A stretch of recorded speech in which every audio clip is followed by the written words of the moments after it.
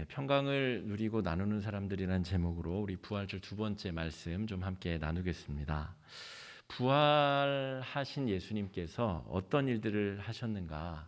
예수님께서 부활하신 이후에 40일 동안 이 땅에서 여러 사람들을 만나 주시고 여러 활동들을 하셨는데 그 내용들을 우리가 좀 살펴보기를 원합니다. 예수님께서 부활하신 다음에 누구를 처음 만나셨을까? 처음 만난 사람은 막달라 마리아, 또 베드로와 요한 이 정도의 제자들이고요. 예수님께서 마리아를 통해서 제자들에게 전하라 하신 말씀은 내가 곧 너희를 찾아갈 것이다. 너희가 나를 볼 것이다. 이렇게 말씀하셨습니다. 오늘 말씀에 보면 예수님께서 그 부활의 날 저녁에 제자들이 문을 걸어 잠그고 있었던 그 방에 모여서 있는 방에 예수님께서 그 저녁에 방문하신 것으로 오늘 말씀에 나와 있습니다. 그런데 여러분이 만약에 예수님이라면 처음으로 제자들을 보고 싶었을까요? 아니면 저 같으면 자신을 신문하고 사형 판결을 내린 빌라도나 안나스, 가야바 같은 대제사장들을 찾아가서 봐라, 내가 말한 대로 부활했다. 나는 죽음에 갇혀 있을 수 없다.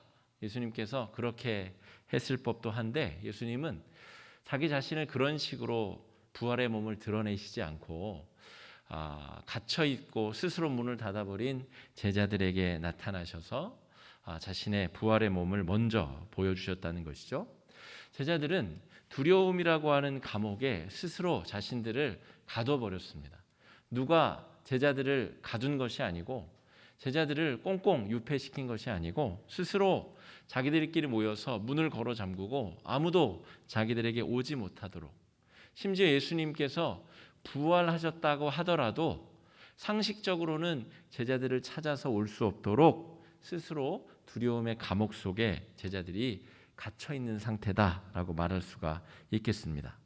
그런데 그 제자들 사이에 예수님께서 들어오셔서 제자들 가운데 서서 평강이 있으라라고 외치고 있습니다.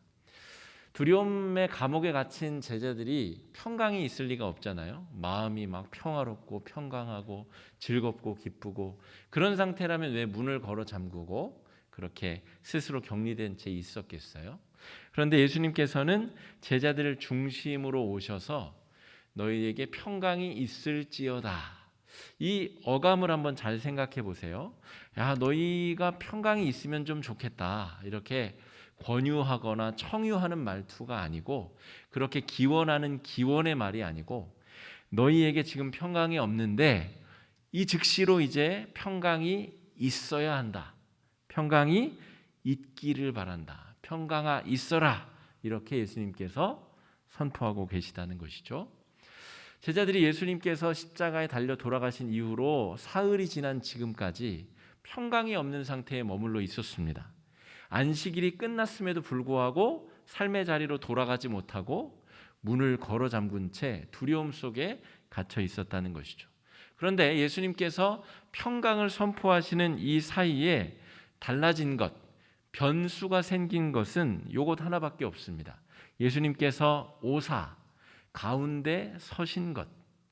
예수님이 평강이 있으라고 명령하신 이유의 근거는 예수님께서 들어오셔서 가운데 서셨기 때문이다라고 말할 수 있습니다. 지금까지 불안과 두려움에 사로잡혀 있었으나 이제부터는 평강이 두려움을 지배하게 될 것이다. 평강이 두려움을 더 뛰어넘도록 우리 마음을 집어삼킬 것이다. 그 근거는 예수님이 제자들 중심에 서 계시다라고 하는 것이죠. 그러므로 여러분, 우리가 흔히 알고 있는 대로 평강은 아무 고난이 없는 상태를 말하는 것이 아닙니다. 고난과 역경이 없이 무사태평한 상태가 평강의 상태가 아니라 하는 것이죠. 오병이어 사건 이후에 예수님께서 제자들을 배 태워서 먼저 갈릴리 반대편으로 보내셨죠. 그 사이에 풍랑이 일어나서 제자들이 배가 깨어져서 다 죽게 된 상황이 벌어지게 됩니다. 그런데 예수님께서 물 위를 걸어오셔서 그 배에 평강을 허락해 주시죠.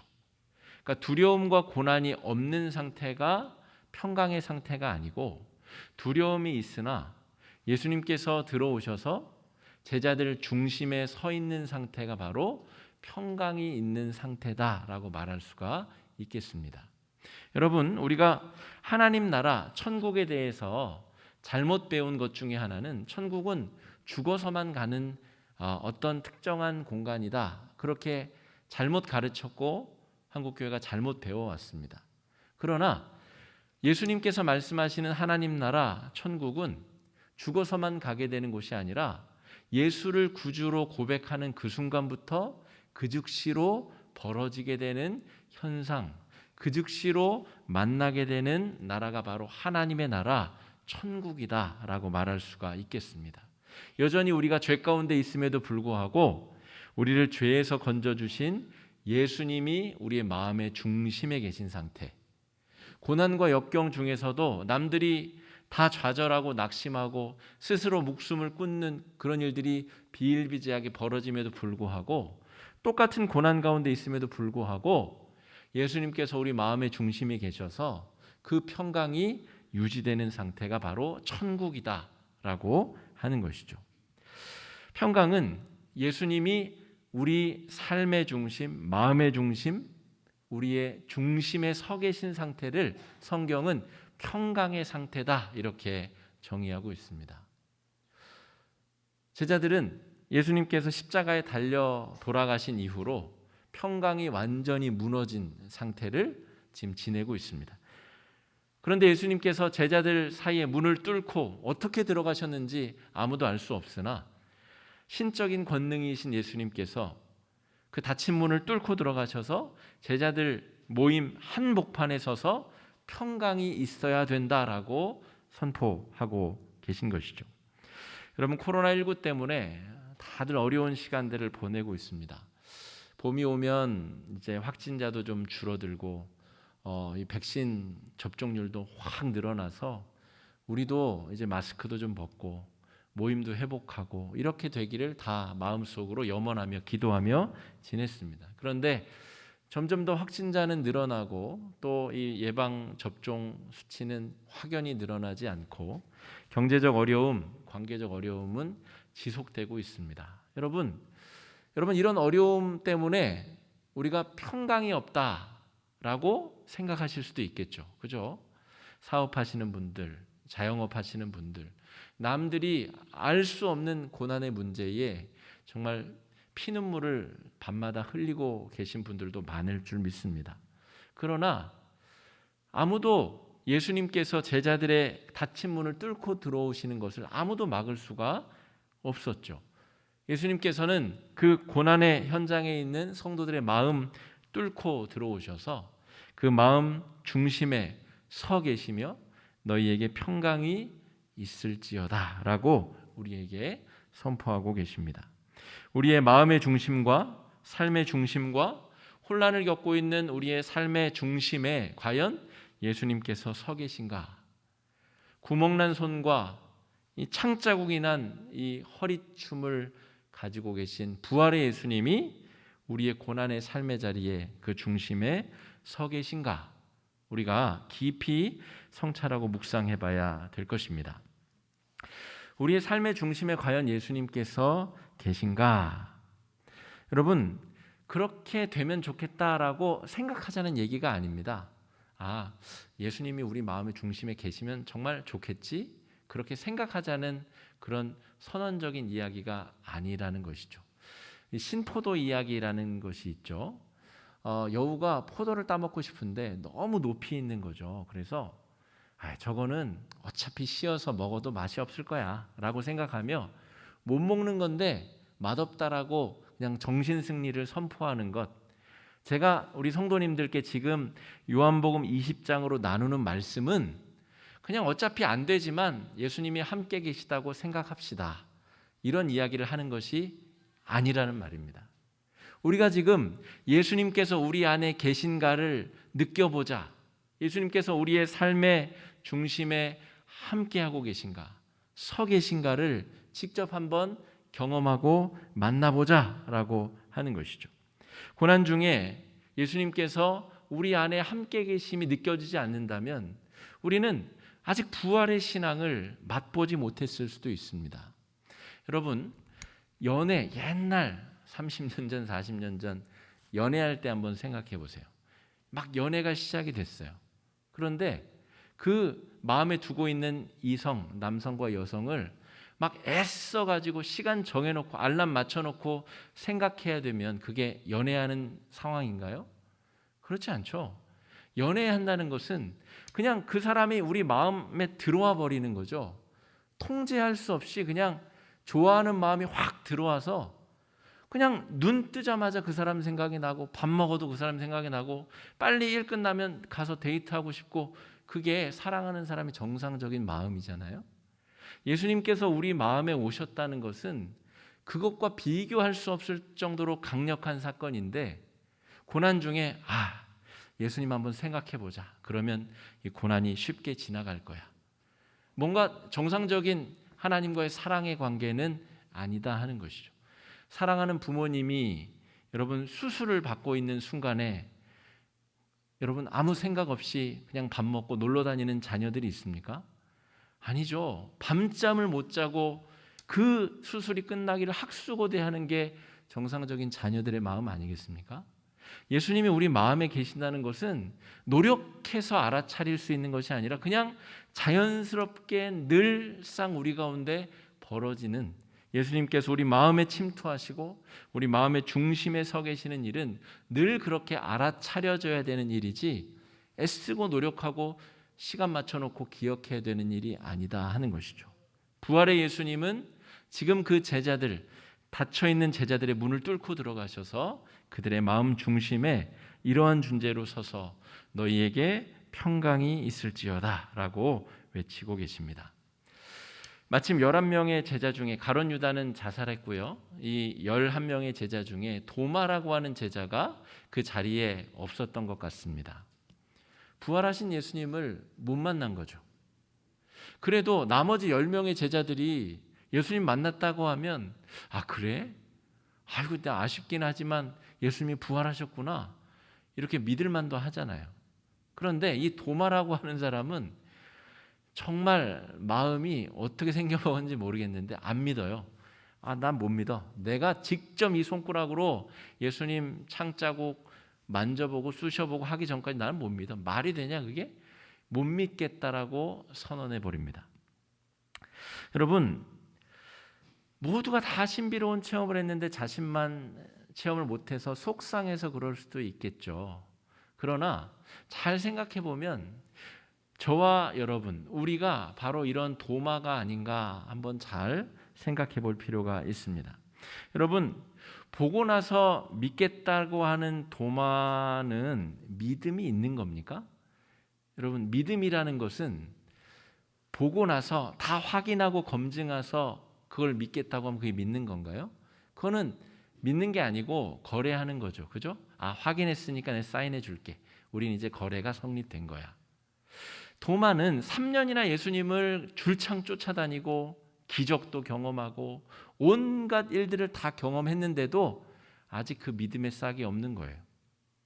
예수님이 최소 3번이나 나는 죽음을 이기고 부활할 것이다 친히 말씀도 하셨는데 도마는 거래를 하고 싶지 믿고 싶지 않은 겁니다. 여러분, 아브라함이 왜 믿음의 조상일까요? 75세에 하나님이 아브라함에게 자식을 주겠다고 그랬어요. 그런데 그 자식이 태어난 것은 25년 뒤입니다. 25년간 아브라함과 사라는 그 믿음을 가지고 약속을 기다렸기 때문에 이 사람들을 믿음의 사람이라고 하는 거죠. 직접 증거가 없는데도 확신을 가지고 하나님이 어떤 분이신 줄을 믿고 나아가는 태도를 믿음이 있다 이렇게 이야기합니다. 그런데 이 도마라고 하는 사람은 믿음이 있어 마땅할 그런 여건에 있었지만 요만큼의 믿음도 없는 상태였다. 여러분, 예수님이 부활하신 것을 여러분 믿으십니까? 이게 잘 생각해 보면 내가 믿나? 우리도 도마와 비슷한 상황에 머물러 있는 경우가 많아요. 그냥 믿지도 않으면서 믿어야 되나 보다 이렇게 생각하는 경우가 있다는 것이죠. 여러분, 제자들 마음속에 예수님이 뚫고 들어오셔서 그 중심에 서 계시다는 것은 여러분, 우리 안에도 그런 일이 벌어져야 되는데 과연 우리는 도마보다 더 나은 믿음을 소유하고 있는가? 우리 스스로를 잘 점검해 봐야 된다는 것이죠. 도마의 마음을 조금 더 깊게 들어가 보면 아마도 이런 마음인 것 같습니다. 나는 예수님 때문에 조금도 손해보고 싶은 마음이 없어. 기대했다가 아니면 어떻게? 나 또 상처받을 텐데 나는 조금이라도 예수님 때문에 손해보고 싶은 마음이 없어. 예수님 내가 믿고 예수님 부활하셨다고 믿고 유대인들이 나 데려다가 나도 십자가에 못 박으면 어떡해? 이 하나밖에 없는 생명, 이 귀한 생명, 부활했는지 안 했는지 알지도 못하는 예수님께 내가 왜 걸어야 돼? 도마는 예수님 때문에 자기 인생에 조금이라도 손해보고 싶은 마음이 없는 것입니다. 손해를 본다는 것은 믿음을 가진다는 것을 말하잖아요. 여러분, 가장 친한 친구가 돈 100만 원만 빌려줘 라고 얘기했을 때 돈을 받을지 돌려받을지 못 받을지 모르고 빌려주는 행위가 믿는 거잖아요. 그죠? 그런데 야, 너 확실한 담보물 갖고 오기 전까지는 너 못 빌려줘. 이건 믿는 게 아니죠. 여러분, 도마는 예수님에 대해서 예수님이 자기를 위해서 십자가에 달려 돌아가시는 큰 은혜를 받았음에도 불구하고 자신은 예수님 때문에 조금이라도 손해를 볼 준비를 하고 있지 않다 하는 것이죠. 이것은 믿음이 없는 상태라고 말할 수가 있겠습니다. 주님, 다름 아닌 제가 바로 도마입니다. 이 부활 후 두 번째 주일에 우리는 이런 고백을 부끄럽지만 하나님 앞에 드릴 수밖에 없습니다. 주님, 저는 예수님께 생명을 비쳤으나 저는 예수님께 조금이라도 뭔가 드리려고 하면 너무 아깝습니다. 내 시간을 드리거나 내 열정을 드리거나 내가 다른 사람을 용서하거나 사랑하거나 그런 희생을 저는 손해를 조금도 감당하고 싶지 않습니다. 이런 도마의 모습이 우리 안에 너무 많다 하는 것이죠. 그러나 우리가 예수님께 어떤 은혜를 받았는가를 한 번이라도 생각해 보면 1만 달란트를 탕감받은 우리 죄인의 입장에서 내가 아무것도 손해보지 않고 믿음을 가지겠다. 이것은 이 도마의 이 잘못된 이 신앙의 모습, 우리가 그 모습을 닮아가는 것은 아닌가 이렇게 생각해 보게 됩니다. 예수님께서 8일 뒤에 다시 도마에게 찾아오셔서 자신의 부활의 몸을 보여주시죠. 여러분이 예수님 같으면 그 도마 만나시겠어요? 예끼노마, 내가 너한테 뭘 줬는데 네가 나한테 하나도 손해보지 않으려고 이 얌체 같은 놈아.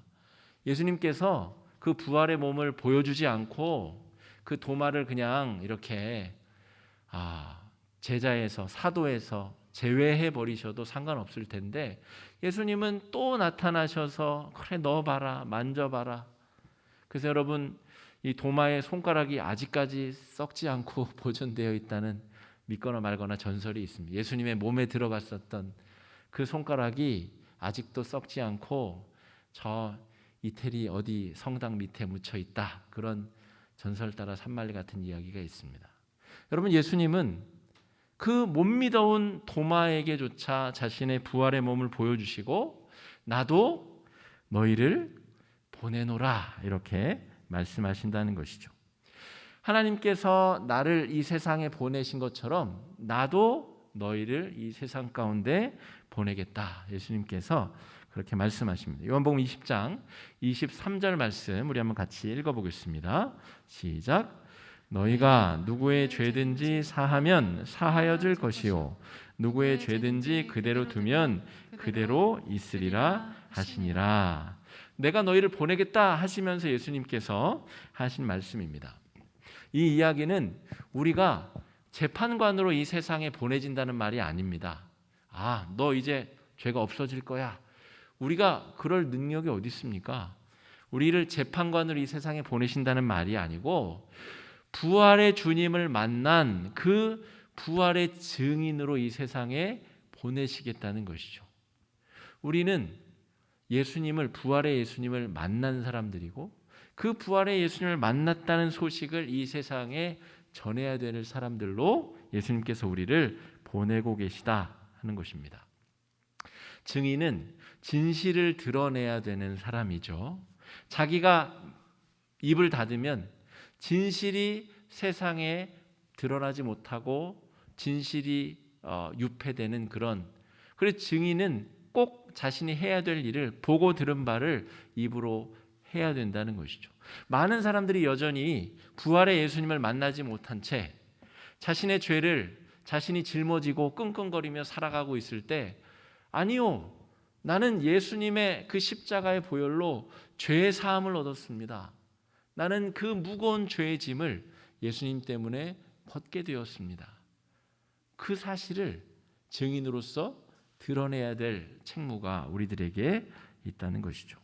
예수님 때문에 평강을 얻게 된 우리들은 그 소식을 드러내야 될 사람들입니다. 요한복음 20장 22절 말씀 한번 같이 읽어보겠습니다. 시작. 이 말씀을 하시고 그들을 향하사 숨을 내쉬며 이르시되 성령을 받으라. 여기서 숨을 내쉰다라고 할 때 창세기 1장 말씀이 여러분 떠오르지 않으십니까? 사람을 흙으로 지으시고 숨을 불어넣으셔서 생명이 되게 하신 그 은혜. 예수님께서는 성령을 제자들에게 부어주십니다. 우리가 성령 강림절에 120문도에게 성령이 임한 사건은 기억 잘하지만 요 부활절 저녁에 예수님께서 제자들에게 성령을 먼저 불어넣어 주신 것은 잘 우리가 기억하지 못합니다.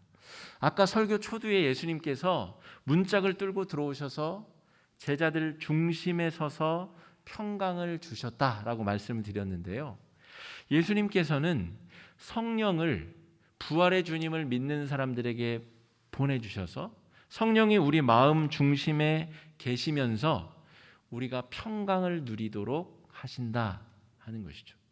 아까 우리 원로 장로님, 정상명 장로님이 마당에서 저를 만나셔서 기억하시는지 모르겠는데 목사님 힘내세요 라고 이야기를 해주셨어요. 어떤 마음으로 그 얘기를 하셨는지 모르겠는데 저는 힘이 있습니다. 왜냐하면 오늘 말씀을 전하는 대로 성령께서 우리 마음의 중심에 계신 사람은 몸이 좀 힘들 수도 있죠, 그죠? 또 머리가 혼란스러울 수도 있고 또 주변에 아픈 사람이 있고 내 몸이 병들 수도 있어요. 그러나 성령이 우리 마음의 중심에 계시다는 사실은 마귀가 사탄이 어떻게 할 수가 없는 일입니다. 여러분, 예수님이 두려움에 사로잡힌 제자들 중심에 오신 것처럼 예수님은 성령을 불어서 부활의 예수님을 만난 사람들 마음 중심에 하나님의 영, 예수님의 영, 그 거룩한 영이 우리 마음 중심에 살아계시도록 하시는 분이시다 하는 것이죠. 그러므로 여러분, 우리는 부활의 주님을 만난 평강의 사람들이고 이 어렵고 힘든 시대를 다 같이 살아가는 인류 한 명의 시민에 불과함에도 불구하고 우리는 부활의 주님 성령께서 우리 마음에 살아계신 평강의 사람들임을 우리는 고백하게 됩니다. 또한 우리의 삶의 자리에서 보냄을 받은 사람답게 이 세상 속에 예수 생명의 복음, 부활의 주님을 증언하는 사람들로 살아가야 되겠습니다. 성령이 과연 우리 안에 살아계신가? 여러분, 고난이 닥쳐올 때 다른 사람에게 연락하기보다 가장 먼저 성령께 기도하고 도움을 요청하고 성령께서 우리 마음에 평강을 선포하시도록 해야 되겠습니다. 부활 이후의 삶을 기쁨으로 우리가 살아낼 수가 있어야 되겠습니다.